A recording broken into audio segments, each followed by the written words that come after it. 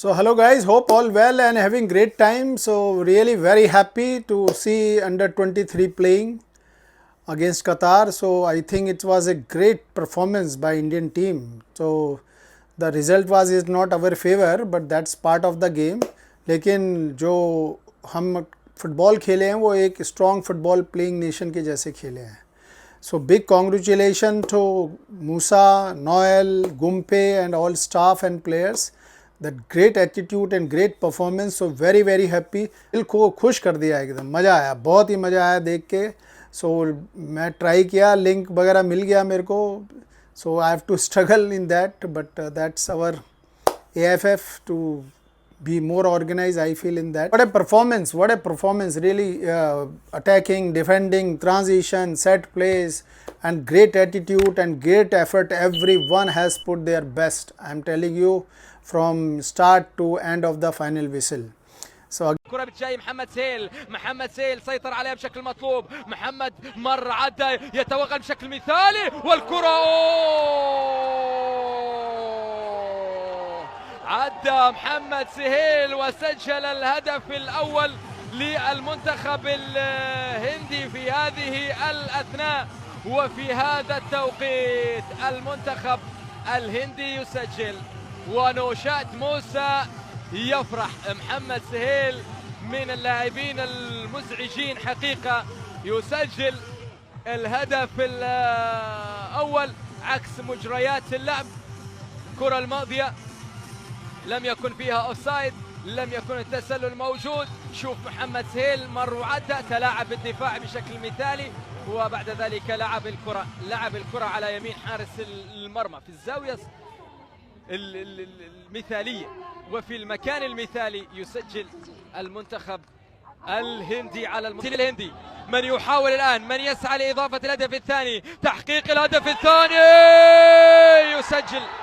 يسجل المنتخب الهندي بعد خطأ في عملية الرقابة. شيفالدو يسجل الهدف الثاني ويقضي على آمال المنتخب البحريني في العودة في هذا اللقاء. شيفالدو يسجل إذن هدف التقدم الثاني للمنتخب الهندي في هذه الأثناء. تمريرة والحضور الرقابة لم تكن بالشكل المطلوب حقيقة، ولذلك سجل شيفالدو هدفا ثانيا للمنتخب الهندي وأعلن عن تقدم المنتخب الهندي مرة أخرى. قضى على آمال الفريق البحريني.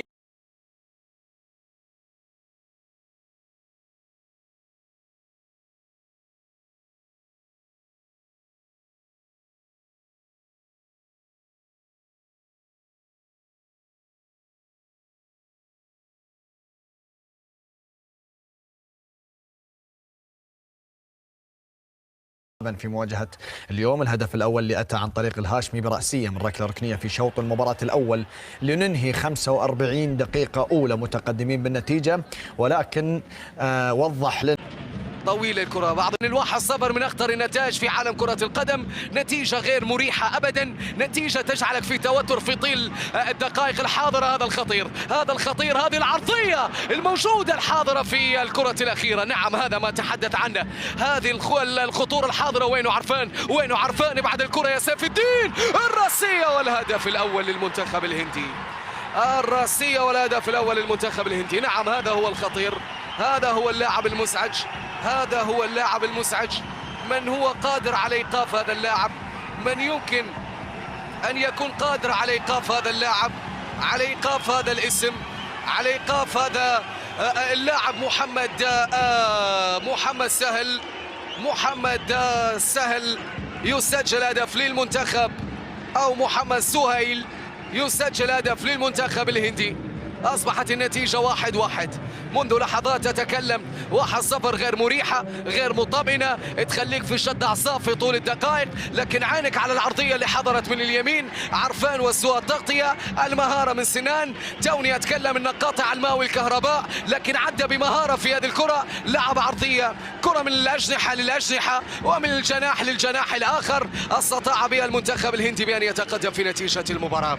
استطاع ويسجل هدف التعادل، هدف 1-1 في، وجعل مدافع المنتخب الهندي يقع في المحظور ويتحصل على ركلة جزاء. نعم، عملية الشد واضحة. لماذا كل هذا؟ تابع العنابي، شوفوا استمتع مع العنابي.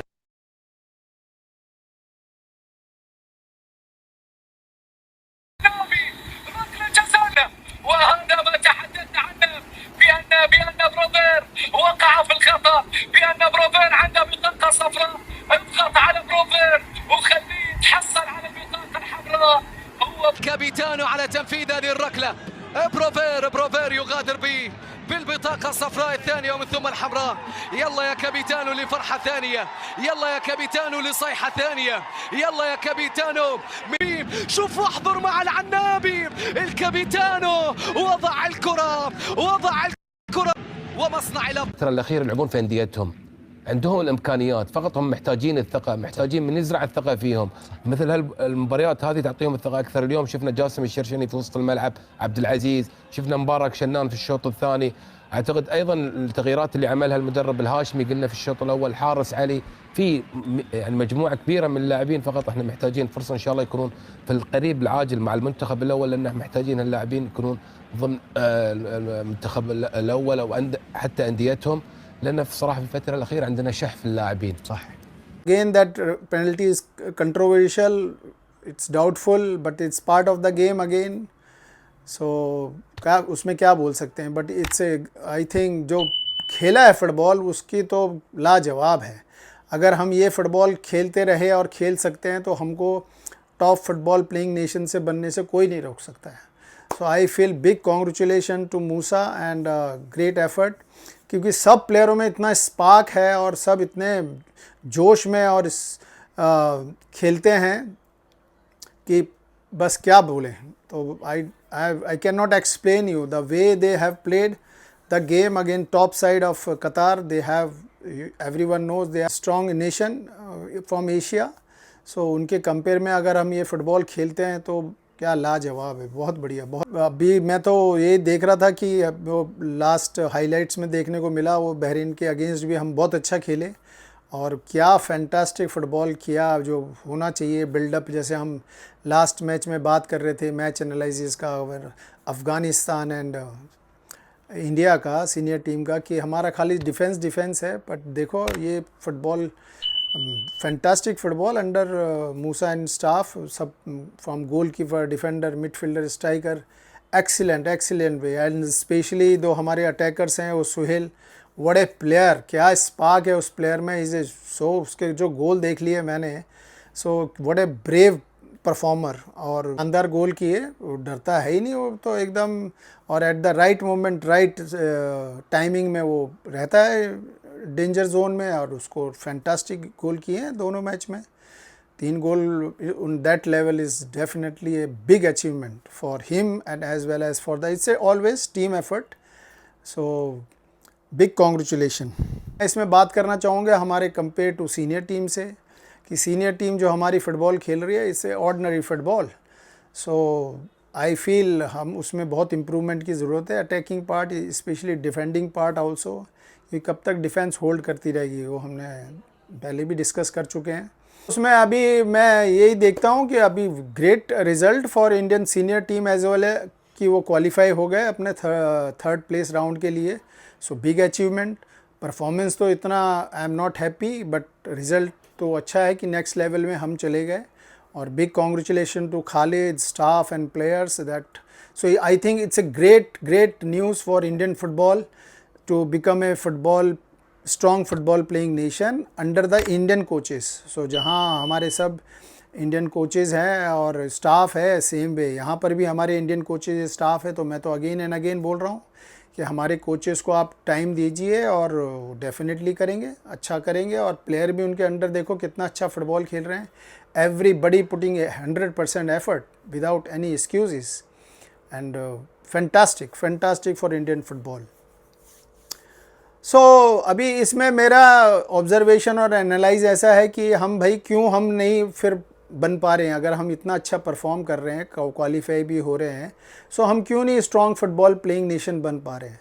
सो उसमें मेरी ऑब्जर्वेशन जैसी है कि भाई अंडर 23, सो मेरे को डाउट है कि उसमें सब प्लेयर अंडर 22 ईयर की एज के नहीं, अंडर 23 नहीं है, क्योंकि अगर वो इतनी मैच्योर फुटबॉल इस एज में खेल रहे हैं सो हमको तो फिर कोई रोक ही नहीं सकता, आगे भी खेलने चाहिए। फिर हमारी आगे की परफॉर्मेंस क्या हो जाती है।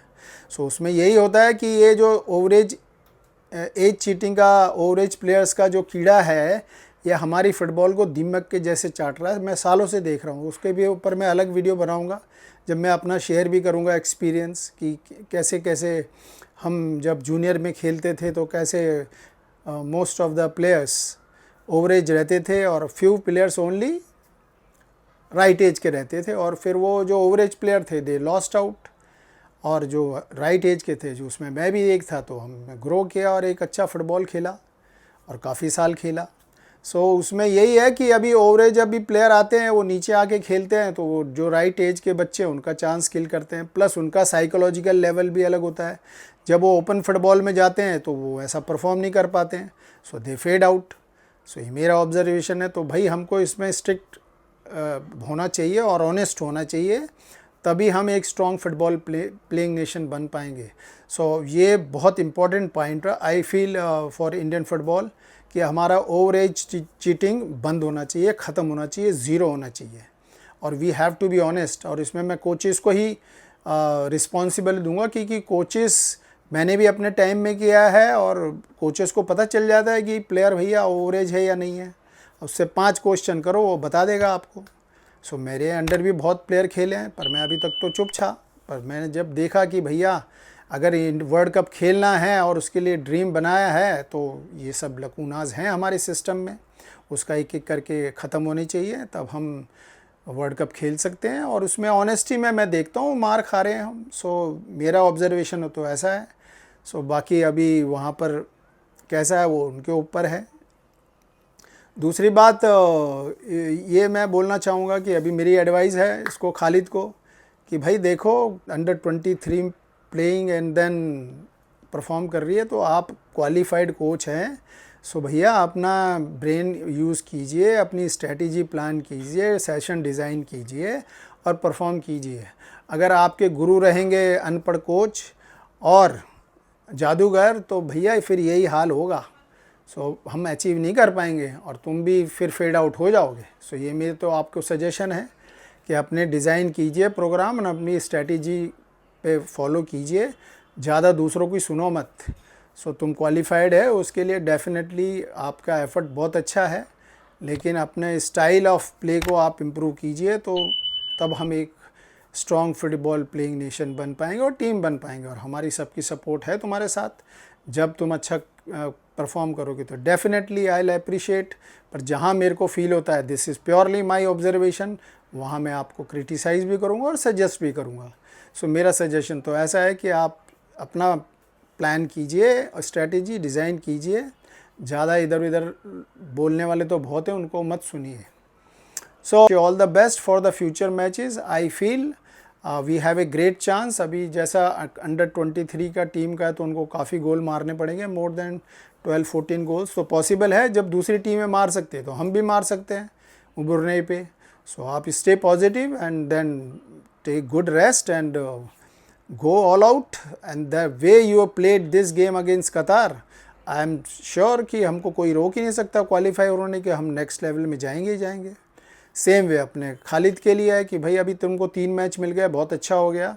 सो अभी चौथा मैच जो रहेगा उसमें अपना स्टाइल ऑफ प्ले पे ध्यान दो, अटैकिंग पार्ट पे ध्यान दो, डिफेंडिंग तो हो रहा है।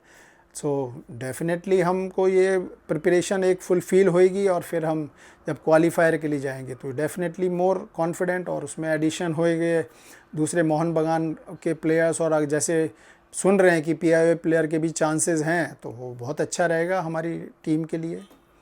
So wish you good luck for the future matches. So bye bye for now. Thank you very much. God bless you all.